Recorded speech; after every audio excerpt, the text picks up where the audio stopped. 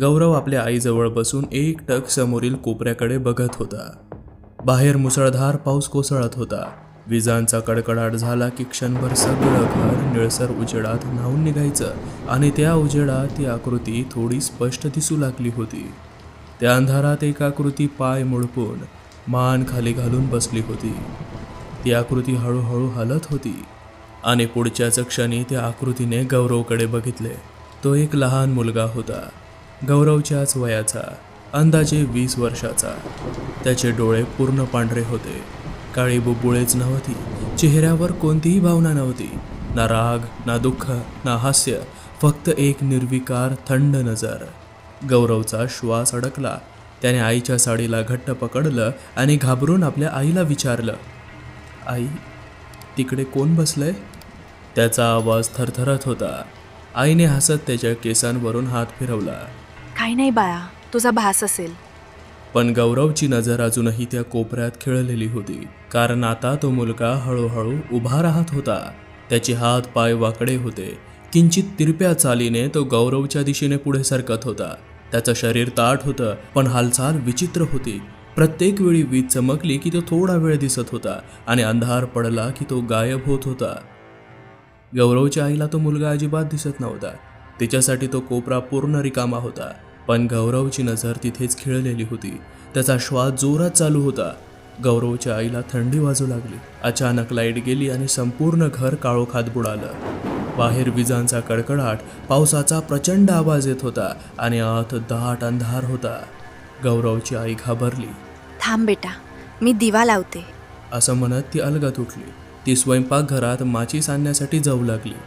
दरम्यान हॉलमध्ये गौरव एकटाच बसला होता. विजेचा एक प्रचंड कडकडाट झाला. क्षणभर सगळं घर निळसर उजेडात न्हाऊन निघालं आणि त्या उजेडात तो पांढऱ्या डोळ्यांचा मुलगा अगदी गौरव समोर उभा होता. त्या मुलाच्या ओठांवर एक वाकडं हास्य उमटलं. त्याचे हात विचित्र कोनात वाकले आणि पुढच्याच क्षणी तो अचानक पुढे झेपावला. त्याने गौरवचा जबडा दोन्ही हातांनी ताणला आणि एखाद्या हवेसारखा तो त्याच्या तोंडात घुसला. आता गौरवचा देह थरथर कापू लागला होता. त्याचे हात हवेत झटके देऊ लागले. डोळे पूर्णपणे पांढरे झाले. काळे बुबुळे गायब झाली. त्याच्या तोंडातून एकाच वेळी 2 वेगवेगळे आवाज बाहेर येत होते. एक त्याचा स्वतःचा घाबरलेला आणि दुसरा खोल, जड आणि खरजातला. आई, आई, मला वाचव. आई, मला वाचव. स्वयंपाकघरात दिवा शोधत असलेल्या त्याच्या आईच्या कानावर तो आवाज पडला. गौरव, काय झालं बेटा? असं म्हणत ती घाबरत हॉलकडे धावली. पण तिथे जे दृश्य होतं ते पाहून तिचे पाय जागेवरच थबकले. गौरव हळूहळू उभा राहत होता, पण तो तिचा मुलगा नव्हता. त्याचं शरीर ताठ, मान किंचित एका बाजूला वाकलेली होती. डोळे पूर्ण पांढरे दिसत होते आणि चेहऱ्यावर तेच वाकडं अस्वाभाविक हास्य उमटलं होतं. त्याने आवाज काढला, पण तो आवाज गौरवचा नव्हता. तो आवाज जड, पोकळ आणि थंड होता, जणू कोणीतरी खूप दूरवरून बोलत होतं. आई, मी आलोय. गौरवच्या आईच्या हातातून माचीस खाली पडली. तिच्या अंगावरून सरसरून काटा आला. गौरव, काय झालं बाळा तुला? ती थरथरत पुढे आली. अचानक गौरवची मान मागे पूर्ण वाकली, जणू हाडं तुटली असावी. पण त्याच्या चेहऱ्यावर वेदनेचा लवलेश नव्हता. तो हळूहळू तिच्याकडे चालू लागला, पाय जमिनीवर ओढत. त्याच्या आईला समजलं होतं की हा प्रकार काय आहे. हा प्रकार फार पूर्वी सुरू झाला होता, गौरवच्या जन्मापूर्वी. मित्रांनो, हा अनुभव मला गावातल्या एका आजींनी सांगितला आहे. ही फार जुनी गोष्ट आहे. पावसाळ्याचे दिवस होते. आभाळ काळ्याभोर ढगांनी भरून गेलं होतं. विजांचा कडकडाट होत होता आणि मुसळधार पाऊस छपरावर आपटत होता. घराच्या मातीच्या भिंती ओलसर झाल्या होत्या.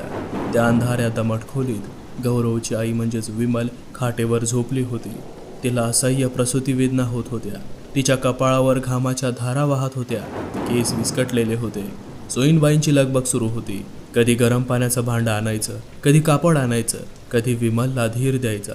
बाहेर वीज चमकली की खोली क्षणभर पांढऱ्या प्रकाशाने उजळून निघायची आणि लगेच पुन्हा गडद अंधार पसरायचा. तिचा नवरा रघुनाथ बाहेर बसून आतून काही बातमी येते का याची वाट बघत होता. विमलला वेदना असह्य झाल्या होत्या. अचानक तिचं लक्ष खिडकीकडे गेलं. खिडकीबाहेर कोणीतरी उभं होतं, केसाळ शरीराचं.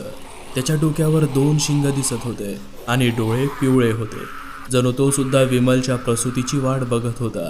आणि अचानक एक प्रचंड किंकाळी ऐकू आली. बाळाची नाही, विमलचीही नाही, ही किंकाळी सुईणबाईंची होती. रघुनाथ धावत घरात गेला आणि समोरील दृश्य बघून जागीच थबकला. सुईणबाईंच्या हातात बाळ होतं, पण ते बाळ साधारण दिसत नव्हतं. त्याचे डोळे पूर्ण उघडे होते, काळे कभिन्न, टपोरे आणि भयान डोळे. हात पाय अस्वाभाविकपणे लांब आणि बळकट भासत होते. अंगावर प्रमाणापेक्षा जास्त केस दिसत होते. क्षणाचाही विलंब न करता ते बाळ अचानक सुईणबाईंच्या हातातून निसटून खाली पडलं, पण रडण्याऐवजी ते उड्या मारू लागलं. नवजात बाळाने अशी ताकद दाखवणं अशक्यच होतं. ते खोलीत इकडून तिकडे झेपावत होतं, जणू काही त्याला जन्माची जाणीव नव्हती, जणू ही त्याच्यासाठी रोजची गोष्ट होती. त्याच्या तोंडातून मंद गुरगुरण्याचा आवाज येत होता. सुईणबाईंचे हात थरथर कापू लागले. हे काय जन्मले आहे? हे तर भलतंच आहे. त्या घाबरून पुटपुटल्या. बाहेर वारा अधिक जोरात सुटला. दरवाजा आपटला.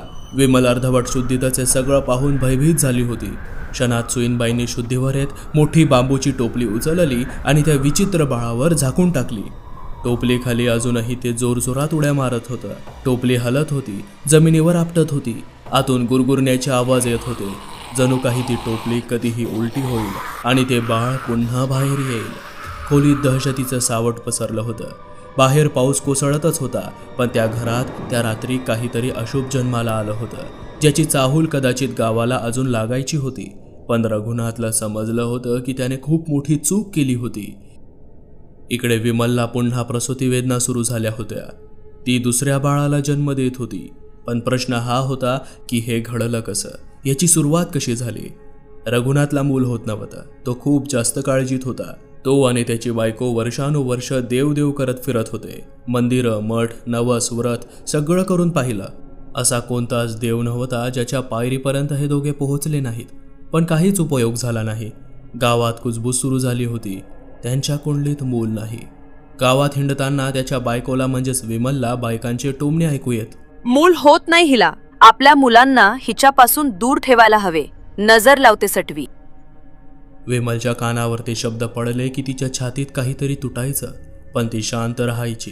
रात्री उशिरा ती रघुनाथच्या खांद्यावर डोकं ठेवून रडायची. आपल्याला मूल होईल ना? ती विचारायची. रघुनाथच्या डोळ्यातही अश्रू असायचे, पण तो तिला धीर देत म्हणायचा, देव आहे, तो नक्की ऐकेल. एकदा पाणी भरून घरी येत असताना जनाक्काचा भिरू पाय घसरून खाली पडला. त्याला सावरायला विमल धावली. तो जनाक्का तिथे पोहोचली. सोड माझ्या पोराला. वांस कुठली? बघायच नाही माझ्या मुलाकडे, समजलं ना? आम्हाला कळतं की तू ह्या ना त्या बहाण्यानं पोरांना हात लावू पाहतेस. निघितून. जनाक्काच्या त्या शब्दाने विमल जागच्या जागीच गोठली. तिच्या हृदयात तीव्र वेदना तिला जाणवली. तिचे हात हवेतच थबकले. भिरू रडत होता, पण विमल मागे सरकली. डोळ्यातले अश्रू पावसाच्या पाण्यात मिसळले. त्या रात्री ती पहिल्यांदाच खूप रडली. रात्री तिने रघुनाथला सगळं काही सांगितलं. आपण कोणाचं वाईट केलं नाही, तरी सगळे आपल्याला अशा नजरेने का बघतात? रघुनाथ शांत होता, पण त्या अपमानाने त्याच्या मनात काहीतरी काळं तयार झालं. आता काहीही झालं तरी आपल्या बायकोला दिवस राहिलेच पाहिजेत असा निर्धार त्याने केला. काही दिवस असेच गेले. रघुनाथ वेगवेगळे देव भजत होता. उपास, तापास, जप, होम, हवन सगळं करून पाहिलं, पण मनातली अस्वस्थता कमी होत नव्हती. रात्री त्याला झोप यायची नाही. अशाच एके दिवशी तो घराबाहेर पडला. चालत जात गावाच्या स्मशानाजवळ पोहोचला. दूरवर जळणारे प्रेत बघत तो तिथेच काही वेळ बसून राहिला. दूरवर जळणाऱ्या चितेचा धूर आकाशात विरत होता आणि त्या धुराबरोबर रघुनाथच्या मनातले शेवटचे उरले सुरले चांगले विचारही जणू विरत होते. स्मशानात एक विचित्र शांतता होती. फक्त लाकूड तडतडण्याचा आवाज येत होता. मधूनच कुत्र्यांचे भेसूर भुंकणे कानी येत होते. रघुनाथ पुढे गेला आणि त्याची नजर एका झाडाखाली बसलेल्या आकृतीवर स्थिरावली. राखेने माखलेले शरीर, गळ्यात मानवी कवट्यांची माळ, विस्कटलेले जटाधारी केस, लाल भडक डोळे. त्याचे एकूण रूप बघून रघुनाथलाही समजले की तो एक अघोरी बाबा आहे. रघुनाथचे पाय थबकले. घशात कोरड पडली, पण त्या अघोरीने मान न वळवता हसल्यासारखा आवाज काढला. इतक्या दुरून बघून काय उपयोग? जवळ ये. तुझ्या मनातला प्रश्न मी ऐकतोय. रघुनाथ दचकला आणि अडखळत पुढे गेला. बाबा, मला मूल हवंय. काहीही करा, पण माझ्या बायकोच्या कुशीत लेकरू आलंच पाहिजे. अघोरीने हळूहळू डोळे उघडले. ते डोळे विचित्र होते, जणू आतून जळत होते. देवांनी ऐकलं नाही म्हणून मृतांच्या दारात आलास.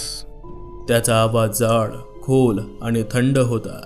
रघुनाथ खाली मान घालून उभा राहिला व हळूच म्हटला, मी खूप श्रद्धेनं प्रत्येक देवाची प्रार्थना केली बाबा, पण कोणत्याही देवाला माझी कीव आली नाही. जप, तप, उपवास, नवस सगळं केलं. मला काही संपत्तीची अपेक्षा नाही, फक्त एक मूल हवंय. देव देत नाही ह्यामागे काहीतरी कारण असेल. सगळ्या गोष्टी देवाने नीट ओवून ठेवलेल्या आहेत. कदाचित अपघात होऊन तुझं मूल लहान वयात वारेल, मग ते दुःख आपल्या परमभक्ताने आयुष्यभर झेलू नये म्हणूनच तुला अपत्य झालं नसेल. अघोरी बाबा बोलत होता. बोलताना त्याचा आवाज खंबीर होता. मला तेही मान्य आहे बाबा, पण माझ्या बायकोची रिकामी कुशी, रोजचा अपमान, तिचे अश्रू हे सहन होत नाही. आयुष्यभराचं दुःख चालेल, पण किमान एकदा तरी आम्हाला आई बाबा म्हणून कुणीतरी हाक मारावी. रघुनाथ आवेगाने म्हटला. क्षणभर स्मशानात शांतता पसरली. फक्त जळत्या लाकडांचा तडतडाचा आवाज ऐकू येत होता. सोबत वाऱ्याची एक थंड झुळूक आली तसे रघुनाथचे अंग शहारले. अघोरी बाबांनी त्याच्याकडे रोखून पाहिलं. ह्याचे परिणाम काय होतील तुला माहीत आहेत का? काळाशी खेळ केलास तर वेळ त्याची किंमत वसूल करते. रघुनाथ निर्धाराने म्हणाला. मी तयार आहे बाबा. अघोरी आपल्या जागेवरून उठला. त्याने आपल्या डाव्या हातात धरलेली कवटी आकाशात उंच धरली. क्षणभर डोळे बंद केले आणि तो काहीतरी पुटपुटू लागला. पुढच्याच क्षणी आकाशात विजांचा कडकडाट झाला. अघोरीने आपले डोळे उघडले. एक मार्ग आहे, जीवाचा सौदा आहे. करशील? तुला बाळ होईल. हो हो, मी करील. सांगा काय करावं लागेल? सैतानाला मूल हवंय, पण त्यासाठी गर्भ त्याला मिळत नाही आहे. जी स्त्री स्वतःहून सैतानाला भजते त्याला आपलं सर्वस्व देते. तिच्या पोटी तो आपली संतती वाढवतो. तो तुझ्या पोटी 2 मुलं देईल. एक सैतानाचं असेल जे खूप क्रूर निघेल. दुसरं मूल मानवी अपत्य असेल जे तुमच्या सोबत कायम राहील. दोघी मुलांना तुम्हाला वयाच्या 5व्या वर्षापर्यंत नीट सांभाळायचं आहे. कुठलाही भेदभाव न करता दोघांनाही सारखंच प्रेम द्यायचं आहे. अघोरीचा आवाज आता अधिक गंभीर झाला होता. 5 वर्ष पूर्ण होण्याच्या आदल्या रात्री, मध्यरात्री, जे सैतानाचं अपत्य असेल त्याला न्यायला स्वतः सैतान येईल. तू ते बाळ थांबवायचा, लपवायचा, मारायचा प्रयत्न केलास तर दोघांचाही नाश होईल. आणि लक्षात ठेव, त्या 5 वर्षात त्याने जे काही केलं, जसं काही वागलं, तरी तू त्याला रोखायच नाही, कारण तो या जगाचा नाही. त्याचा वेगळा प्रवास असेल. रघुनाथच्या अंगातून घामाच्या धारा वाहू लागल्या, पण त्याच्या डोळ्यांसमोर फक्त विमलचा रडणारा चेहरा होता आणि गावकऱ्यांचे टोमणे कानी ऐकू येत होते. मी तयार आहे. तो कुजबुजला. अघोरीने त्याच्या हातात ती मानवी कवटी दिली. आज अमावस्या आहे. ही कवटी रात्री 3 वाजता तुझ्या पत्नीच्या पोटावर ठेव. आज रात्रीपासूनच तुझ्या घरात बदल सुरू होईल. पण लक्षात ठेव, जे येईल त्याला थांबवणं तुझ्या हातात नसेल. वाऱ्याचा जोर अचानक वाढला. चितेची ज्वाळा उसळली आणि पुढच्याच क्षणी अघोरी जणू धुरात विरघळल्यासारखा अदृश्य झाला. रघुनाथ आपल्या घरी परत आला. त्याने मध्यरात्रीच्या 3 वाजता हलकेच ती कवटी आपल्या पत्नीच्या पोटावर ठेवली. तशी दचकून विमल जागी झाली. अहो, हे काय? ती काही बोलणार त्या अगोदरच रघुनाथने तिच्या तोंडावर आपला हात ठेवला. शांत राहा विमल. आपल्या लेकरासाठी आहे हे सगळं. विमलच्या डोळ्यात भीती दाटून आली होती. तिला काही समजण्याआधीच खोलीत एक विचित्र गारवा पसरला. बाहेर कुठलाही वारा नव्हता, तरी घराच्या कडी कोयंडा हलक्या आवाजात खडखडू लागल्या. दिव्याची ज्योत फडफडली आणि अचानक विझली. घरात अंधार दाटून बसला होता. त्या कवटीच्या डोळ्यांच्या खोलगट जागेतून मंद लालसर प्रकाश झिरपू लागला. विमलच्या पोटावर ठेवलेली ती कवटी हळूहळू तापायला लागली, जणू आत काहीतरी जिवंत होत होतं. विमल तडफडू लागली. आहो, हे काय चाललंय? तिचा आवाज थरथरत होता, पण रघुनाथ गप्प होता. त्याच्या चेहऱ्यावर भय आणि हट्ट दोन्ही स्पष्ट दिसत होते. अचानक विमलच्या पोटात तीव्र वेदना उसळली. ती वेदना प्रसूतीसारखी नव्हती, ती जणू काहीतरी आत शिरत असल्याची जाणीव होती. खोलीत मंद गुरगुरण्याचा आवाज घुमू लागला. त्या क्षणी बाहेर आकाशात विजांचा प्रचंड कडकडाट झाला. निळसर उजेडाने खोली उजाळली आणि त्या उजेडात रघुनाथने पाहिलं. कवटीच्या तोंडातून धुरासारखी काळी सावली बाहेर पडत होती आणि ती सावली हळूहळू विमलच्या पोटात विलीन होत होती. विमलने एक भयानक किंकाळी फोडली आणि अचानक सगळे शांत झालं. कवटी तिथेच पडली होती, पण आता ती निर्जीव वाटत होती. लालसर प्रकाश गायब झाला होता.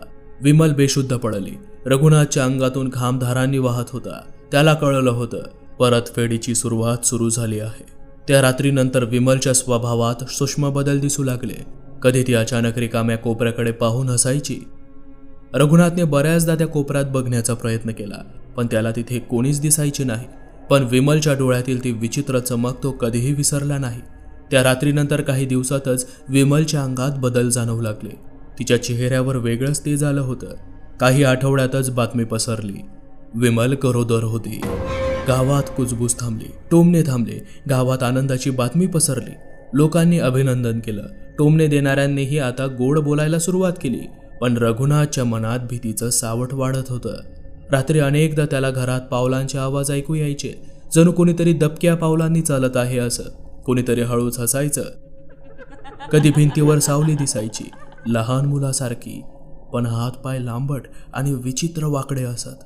विमलचं पोट जसं जसं वाढत गेलं तसं तसं घरातलं वातावरण अधिकच दाट होत गेलं. कोंबड्या कारण नसताना मरू लागल्या. घराजवळचे कुत्रे रात्री रडू लागले. रात्री अपरात्री घुबडीचा आवाज येऊ लागला, जणू त्या प्राण्यांनाही त्या अपशकुनाची चाहूल लागली होती. महिने सरले आणि मग आली ती रात्र, ज्या रात्री विमलला प्रसूती वेदना सुरू झाल्या. जसं आधी सांगितलं, पहिल्यांदा जन्माला आलं ते विचित्र सैतानी बाळ, जे टोपली बाहेर निघण्याचा प्रयत्न करत होतं. पण त्याच वेळी विमलला पुन्हा वेदना सुरू झाल्या. सोयीनबाई घाबरलेल्या अवस्थेत म्हणाल्या, अजून एक आहे. काही क्षणांनी दुसरं बाळ जन्माला आलं. पूर्णपणे सामान्य, गुलाबी त्वचा, रडणारा आवाज आणि निरागस चेहरा घेऊन. रघुनाथच्या डोळ्यात अश्रू आले. त्याने त्या दुसऱ्या बाळाला उचललं.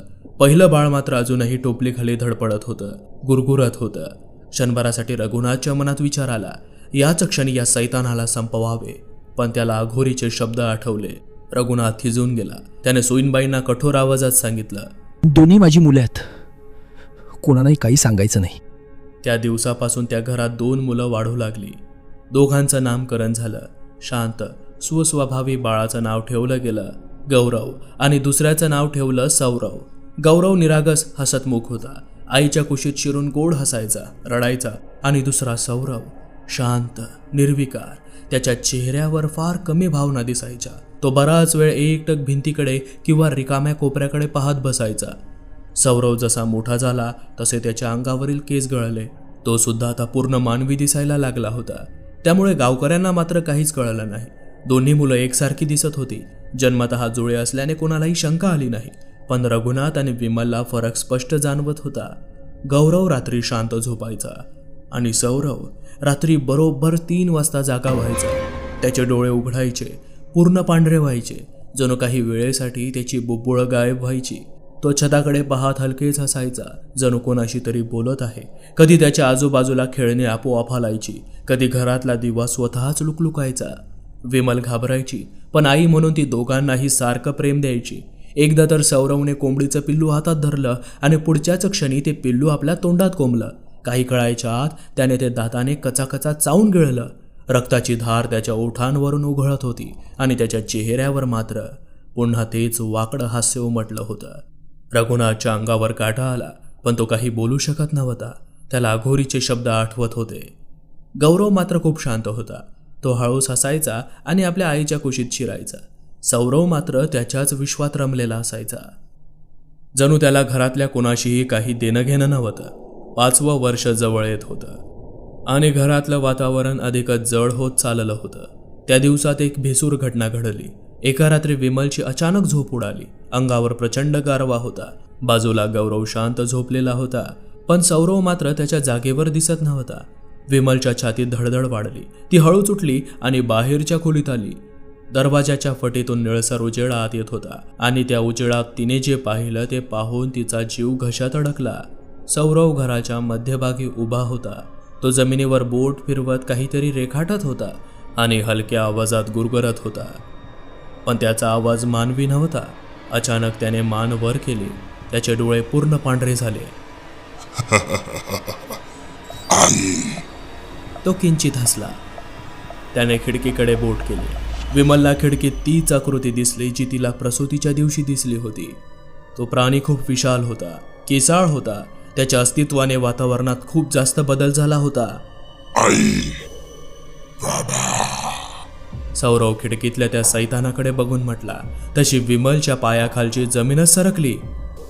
बाबा मला घेऊन जायला आले आहेत. तो पुढे म्हटला. विमलला आठवलं की आज मुलांचा जन्मदिन आहे. आज त्यांना 5 वर्ष पूर्ण होत आहेत. म्हणजे खिडकी बाहेर उभा असलेला जीव दुसरा तिसरा कोणी नसून खुद्द सैतान होता. सौद्याप्रमाणे आपल्या बाळाला न्यायला तो आला होता. विमलच्या डोळ्यांसमोर अंधार दाटून आला, पण आईचं हृदय हार मानायला तयार नव्हतं. खिडकी बाहेर उभा असलेला तो प्रचंड केसाळ जीव हलकेच पुढे सरकला. त्याचे पिवळे जळजळीत डोळे थेट सौरववर रोखलेले होते. त्याच्या अस्तित्वाने घरातील हवा जड झाली. श्वास घ्यायलाही त्रास होऊ लागला. सौरव मात्र आनंदी दिसत होता. तो हळूहळू खिडकीच्या दिशेने चालू लागला. इतक्यात मागून दरवाजा जोरात आपटला आणि रघुनाथ आत धावत आला. त्याच्या चेहऱ्यावर घाम, डोळ्यात भीती आणि पश्चाताप स्पष्ट दिसत होता. विमल, वेळ आली आहे. तो सैतान त्याच्या मुलाला न्यायला आलाय. तो कुजबुजला. खिडकी बाहेर उभा असलेला तो प्रचंड शिंग असलेला जीव हलकेच पुढे सरकला. त्याच्या पिवळ्या डोळ्यात एक विचित्र चमक होती. त्याने हळूच हात उचलला आणि सौरवकडे इशारा केला, जणू तो सौरवला आपल्याकडे बोलवत होता. सौरवच्या चेहऱ्यावर एक थंड हास्य उमटलं. तो खिडकी बाहेरच्या त्या सैतानाकडे बघत म्हणाला, मी तयार आहे. विमलचा संयम सुटला. 5 वर्ष ती शांत राहिली होती. प्रत्येक भयानक प्रसंग तिने गिळून टाकला होता, पण आज ती आई होती. नाही, ती ओरडली. अहो, तो त्याला न्यायला आला आहे. पण मग तुम्ही सौरवचे वडील नाहीत का? आपल्या मुलाला तुम्ही असेच जाऊ देणार का? तो जीव स्वतःचे अपत्य सोडत नाहीये. मग तुम्ही तुमच्या मुलाला कसे काय सोडू शकतात? ती बोलत होती आणि नकळत रघुनाथच्या चेहऱ्यावरील भाव बदलले. विमलचे शब्द रघुनाथच्या छातीत बाणासारखे घुसले. क्षणभरासाठी तो थिजून उभा राहिला. खिडकी बाहेरचा सैतान, सौरवचे पांढरे डोळे आणि विमलच्या आसपांनी भरलेले डोळे सगळं एकाच वेळी त्याच्या मनात कोसळलं. हो, तो सौरवचा खऱ्या अर्थाने जन्मदाता होता. गेली 5 वर्ष त्याने त्याला आपल्या हाताने वाढवलं होतं. त्याच्या आनंदासाठी तो झटला होता. त्याच्या पहिल्या शब्दांवर हसला होता. मी त्याचा बाप नाही. तो स्वतःशीच पुटपुटला. मग गेली 5 वर्ष त्याला कुशीत कोण झोपवत होतं? ताप आला तेव्हा रात्रभर कोण जागा राहत होतं? खिडकी बाहेरचा सैतान आता अधिक जवळ आला. त्याच्या पिवळ्या डोळ्यात अधीरता दिसत होती. घरातील दिवा स्वतःहून लुकलुकू लागला. भिंतीवर सावल्या वाकड्या तिकड्या नाचू लागल्या. सौरव थबकला. त्याने हळूहळू मान वळवली. त्याच्या चेहऱ्यावरचे हास्य मंदावले. खिडकी बाहेरचा जीव गुरगुरला. एक प्रचंड वाऱ्याची झुळूक आत शिरली. सौदा विसरलास का माणसा? एक खोल कर्णकर्कश आवाज घरभर घुमला. 5 वर्ष झालीत, आता तू माझा आहे. रघुनाथचे पाय थरथरत होते, पण यावेळी त्याने नजर चुकवली नाही. तो म्हणाला, हो, सौदा केला होता. त्याचा आवाज कापत होता, पण शब्द ठाम होते. पण तेव्हा मी बाप नव्हतो, फक्त अपत्यासाठी वेडा झालेला माणूस होतो. विमल गौरवला मिठीत घेऊन उभी होती. गौरवचे डोळे घाबरून मोठे झाले होते. आज मी बाप आहे आणि बाप आपल्या लेकराचा सौदा करत नाही. खिडकी बाहेरचा सैतान संतापला. त्याच्या डोळ्यात ज्वाळा पेटल्या. घराच्या काचा आपटू लागल्या. छतावरून धूळ गळू लागली. सौरव अचानक वेदनेने किंचाळला. त्याचे शरीर थरथर कापू लागले. त्याचे डोळे पूर्ण पांढरे झाले. त्याचा आवाज बदलत होता. कधी बाल सुलभ, कधी खर्जातला. तुम्ही मला थांबवू शकत नाहीत. तुम्ही मला थांबवू शकत नाही. रघुनाथ त्याच्याकडे धावत गेला आणि त्याला घट्ट मिठी मारली. त्या क्षणी त्याला प्रचंड गारवा जाणवला, जणू एखाद्या बर्फालाच त्याने मिठी मारली होती. सौरभ माझा मुलगा आहे. तो ओरडला. खिडकीबाहेरचा सैतान संतापाने फुतकरला. त्याचे पिवळे डोळे लालसर होऊ लागले. अचानक सौरवच्या शरीरातून तीव्र काळी धुरासारखी सावली बाहेर पडू लागली. सौरव किंचाळत होता. बाबा मला जाऊ द्या, मला जाऊ द्या. पण रघुनाथने त्याला अजून घट्ट पकडलं. मी तुला कुठेही जाऊ देणार नाही. त्या क्षणी खिडकीच्या काचा प्रचंड आवाजात फुटल्या. थंड कडाक्याचा वारा आत घुसला. घरातील प्रत्येक वस्तू हलू लागली. पुढच्याच क्षणी तो सैतान घरात घुसला. त्याने आपला चेहरा सौरव आणि रघुनाथच्या खूप जवळ नेला. तू नियम मोडलेस. सैतानचा आवाज घरभर घुमला. सौद्यामध्ये विश्वासघात केलास. आता हा मुलगा माझ्या काही कामाचा नाही. असं म्हणून त्याने आपला जबडा आवासला. त्या क्षणी सौरव व रघुनाथच्या तोंडातून जणू जीवन रसच खेचला जाऊ लागला. दोघींचे शरीर आकसले गेले. एखाद्या रस निघालेल्या उसाच्या चिपाडासारखी त्यांची शरीरं कोसळली. सैतानाची आकृती आता हळूहळू चालत विमल पुढे उभी राहिली. खिडकी बाहेर तुफान पाऊस कोसळत होता. तो मृत बनवून पुन्हा येईल. आणखी 15 वर्षांनी तो योग पुन्हा जुळवून येईल. मला माझं बाळ हवं आहे. तेव्हा जर तू मला ते परत दिलं नाहीस तर तुझी सुद्धा अशीच अवस्था होईल. खाली पडलेल्या त्या मृत देहांवरून चालत जात तो भयानक सैतान घराबाहेर पडला. विमलच्या डोळ्यातून पाणी वाहत होतं. तिच्या सांगण्यामुळेच रघुनाथ सैतानाशी भिडला होता आणि त्यात तिने आपला मुलगा आणि पती दोन्ही गमावले होते. वर्ष सरली. काळ जणू मुठीतून पाणी निसटावं तशा गतीने पुढे लोटला आणि बरोबर 15 वर्षांनंतर संध्याकाळी गौरवला सौरवची ती भयानक आकृती त्या अंधाऱ्या कोपऱ्यात बसलेली दिसली. विमलने आधी दुर्लक्ष केले. काळाच्या ओघात ती सुद्धा हे भीतीदायक अनुभव विसरली होती. पण सैतान विसरला नव्हता. बरोबर ज्या दिवशी गौरवचा जन्मदिन होता त्याच्या आदल्या संध्याकाळी सौरवची आत्मा गौरवच्या शरीरात घुसली. विमलच्या छातीत धडधड सुरू झाली. 15 वर्ष तिने हा दिवस टाळण्याचा प्रयत्न केला होता. रघुनाथ आणि सौरवच्या मृत्यूनंतर गावाने ती घटना अपघात म्हणून विसरली. पण विमल विसरली नव्हती. सैतानाचे शब्द अजूनही तिच्या कानात घुमत होते. गौरव आता 15 वर्षांचा झाला होता आणि आज नेमका त्याचा वाढदिवस होता. तो पांढऱ्या डोळ्यांचा मुलगा हळूहळू उभा राहिला. हुबेहूब त्याच्यासारखाच दिसणारा, पण त्याचे एकूण रूप फार भयंकर होते. त्या आकृतीने आवाज काढला. गौरवच्या डोळ्यात भीतीची दहशत पसरली होती. त्याने डोकं पकडलं. त्याच्या मेंदूत आठवणींचे तुकडे चमकू लागले. लहानपणीचे तुटक प्रसंग, सौरवचे पांढरे डोळे, रात्री 3 वाजताचा गारवा आणि काही काळाच्या आत सौरव गौरवचा जबडा उघडून त्यात शिरलाही होता. विमल ओरडली. नको, माझ्या मुलाला सोड. ती पुढे धावली, पण तिच्या पायाखालील जमीन जणू जड झाली होती. मी परत आलोय. गौरव म्हटला. आता तो पूर्णपणे सौरवच्या आत्म्याकडून पछाडलेला होता. नाही. विमल किंचाळली. गौरवचा देह ताठ झाला. त्याचे डोळे हळूहळू पांढरे होऊ लागले. अंधारात खिडकीबाहेर पुन्हा तोच प्राणी उभा होता. तो आपल्या बाळाची वाट बघत होता. सौरव नाही, पण गौरव तरी येईल. त्याला खात्री होती की सौरवची आत्मा आता गौरवच्या शरीरात जाऊन ते शरीर जिवंत त्याच्याकडेच घेऊन येईल. पण झालं भलतंच. अचानक विमलने डोळे मिटले आणि देवाच्या धावा करायला सुरुवात केली. देवा, मी चूक केली असेल, माझ्या नवऱ्याने पाप केलं असेल, पण माझ्या लेकराला वाचव. त्याला माझ्यापासून हिरावून घेऊ नकोस. त्याचं आयुष्य माझ्या श्वासात मिसळून टाक, पण त्याला त्या अंधाराच्या हवाली करू नकोस. तिचा आवाज रडवेला होता, पण शब्दात विलक्षण ताकद होती. बाहेरचा पाऊस अधिक प्रचंड झाला. विजांचा कडकडाट इतका भयानक झाला की जणू आकाश फाटून पडेल. गौरवचा देह थरथरत होता.